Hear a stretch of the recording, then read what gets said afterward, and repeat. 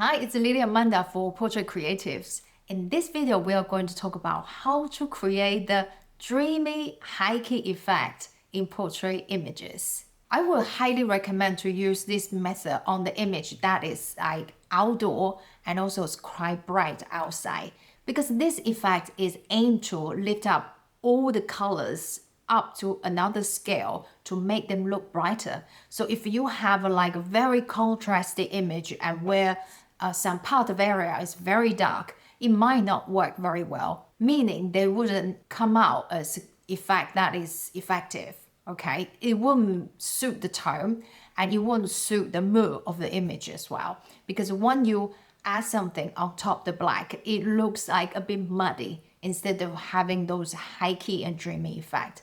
So this effect I would highly recommend that is with overcast day is fine, and sunny day is fine, backlit is great, and this type of scenario will work the best. For example, when I used to photograph weddings, this effect comes really handy. I don't photograph weddings anymore because it tends to be quite a headache and hectic. And with the event, there are so many things to look after and there are so many people.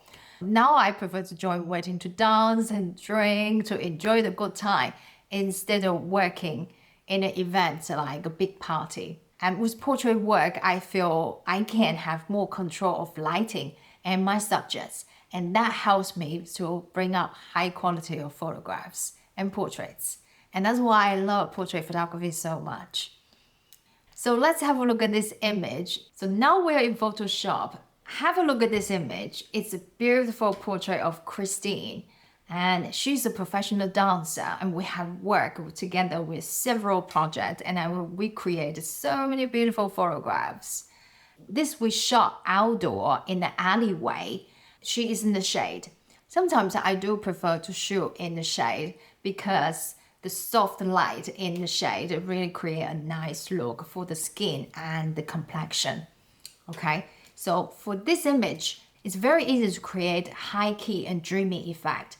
All you have to do is just apply a light solid color on top of it, and you will lift all the color up a notch and higher exposure, just to bring up the exposure. Okay, what I'm going to do here is add a solid color, and for this image I will particularly go for some warm tone. Okay, warm tone, a little bit closer to orange here. Okay, and quite bright like this. Maybe a little bit more orange. Okay, like this is great as well. Maybe here. Okay, I'm gonna click OK. Like the color near the sun, warm tone, it will work really well. But you can also try out with blue, other tones as well. This is something you can experiment and you will come out different results, and it's just fun to work with this. And I do hope you experiment and with different color and show me what you got. So let me just click OK here, and then I'm going to change the blending mode. I'm gonna just go ahead. Usually I will choose screen. That's the one usually I go for a dreamy high key effect. Okay, you can also have a look other type, like soft light also does a great job, but it adds contrast, and that's not something high key or dreamy, something we're looking for. So I will actually go for screen. Okay, and you can see there's barely anything we are having right now, right? And that's because we need to reduce the opacity. So let me count down to 20%.